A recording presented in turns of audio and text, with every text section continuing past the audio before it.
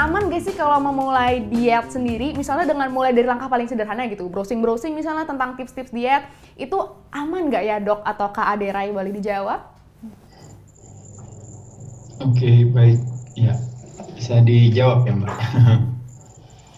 Iya, jadi saya rasa sebenarnya kembali lagi memang yang jadi tantangan adalah memang ketika kalau kita bicara soal pemahaman ya, edukasi. Jadi mungkin caranya gini aja lah yang gampang. Kalau mungkin secara alami kan kita tahu kenapa saya gemuk, apalagi sejak bulan Maret tahun lalu di rumah ya gitu sampai sekarang bulan Februari, udah Maret ya, udah 1 tahun kurang lebih kira-kira musim infeksi ini. Hampir mayoritas adalah berat badannya justru naik ya, bukan turun ya rata-rata. Nah, artinya di sini terjadi yang namanya pelarian kita ya dari situasi hari ini, terutama lari bisa ke drugging, bisa ke drinking, bisa ke smoking. Nah, mayoritas adalah ke selain shopping ya tentunya, mayoritas adalah ke fooding gitu ya. Nah, artinya larinya ke makanan. Nah, jadi kita bisa lihat di situ kalau kita membuat satu investigasi gitu ya sedikit dengan aktivitas kita. Kalau sehari itu 24 jam itu gitu, kita kadang-kadang tidur tuh anggap aja kita bilang kita tidur tuh cuma 8 jam.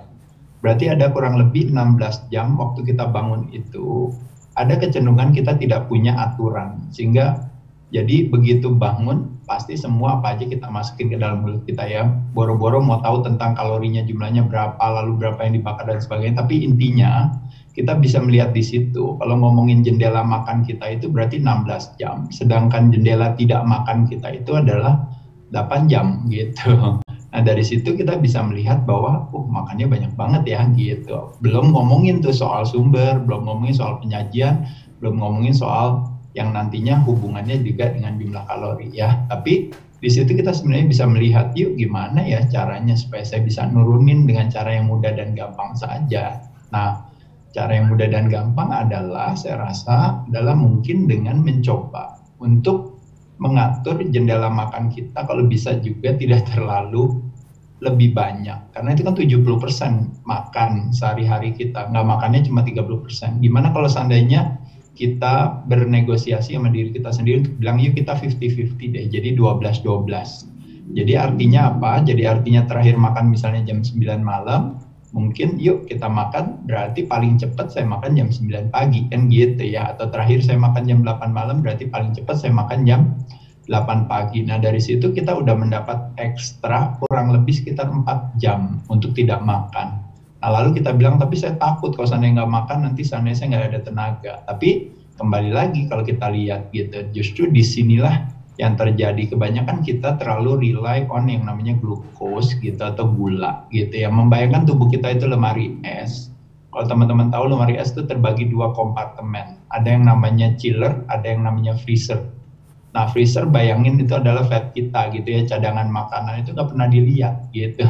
Yang kita lihat di chillernya aja, buka, oh makanannya habis beli lagi, buka makanannya habis beli lagi. Nah, sesungguhnya kalau seandainya chillernya kosong dan kita nggak beli makanan, lalu kita bilang oh nanti jadi lemes, ternyata makanan di freezer masih banyak gitu. Nah, makanya kenapa di sini sebenarnya idealnya harapannya adalah badan bisa menggunakan lemak sebagai sumber tenaga. Makanya kenapa bicara soal strategi olahraga itu sebenarnya salah satunya kan adalah tujuannya adalah apa? Kalau kita berbicara yang namanya fat burning itu kita berharap kita melakukan yang namanya metabolic switch yang tadinya menggunakan gula sebagai sumber tenaga atau yang dikenal dengan namanya carbo dependent gitu ya.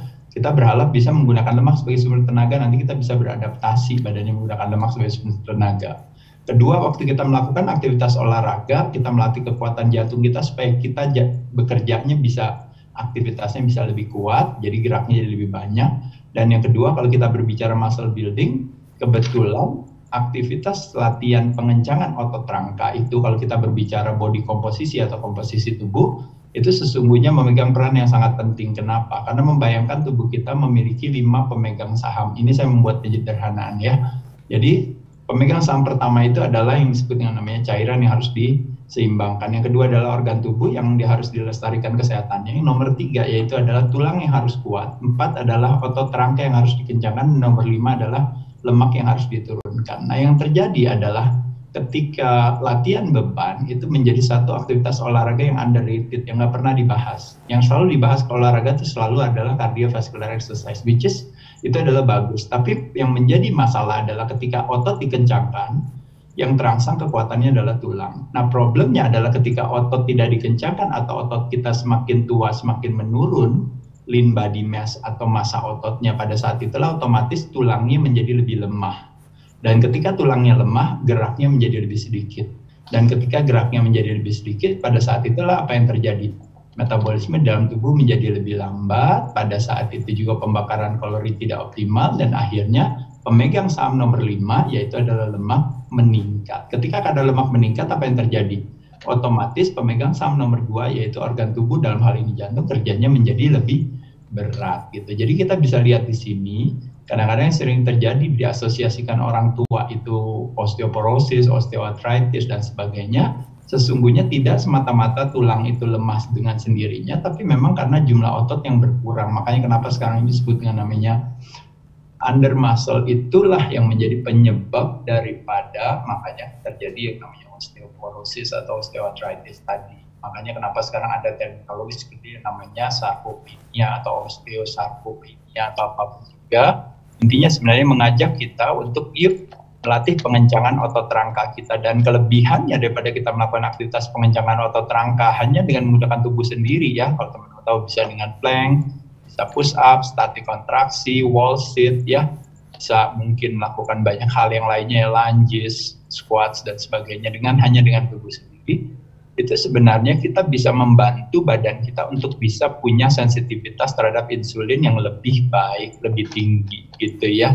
Dan juga pada saat kita melakukan aktivitas itu adalah aktivitas yang membakar gula paling efektif dalam waktu yang paling singkat. Kalau kita melakukan yang namanya latihan pengencangan otot rangka. Dan ada istilah yang mengatakan kalau kita melatih skeletal muscle itu, skeletal muscle adalah disebut dengan yang namanya is the largest site of muscle, glucose disposal, tempat pembuangan gula terbesar gitu ya, karena liver kita terbatas gitu. Tapi kalau otot kita rajin dilatih, maka otomatis kalau kita berbicara yang namanya insulin reseptornya akan jadi lebih sensitif gitu.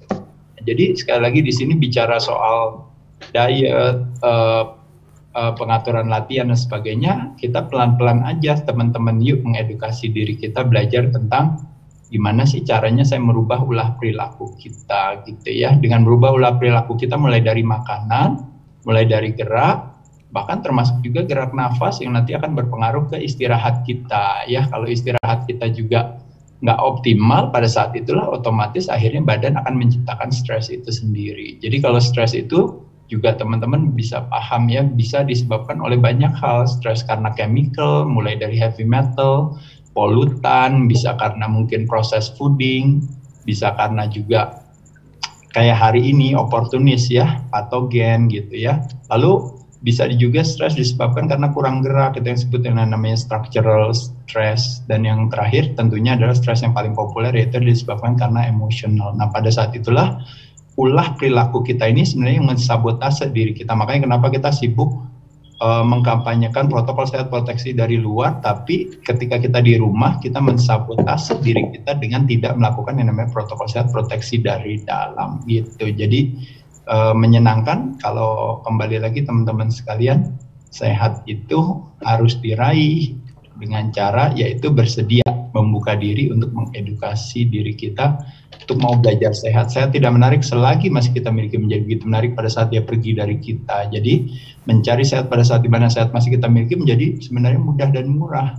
Tapi pada saat dia pergi dari kita jadi mahal dan susah, seperti yang terjadi hari ini. Bukan hal yang bijaksana. Ya, jadi mumpung masih sehat, yuk menyenangkan kalau kita belajar tentang kesehatan.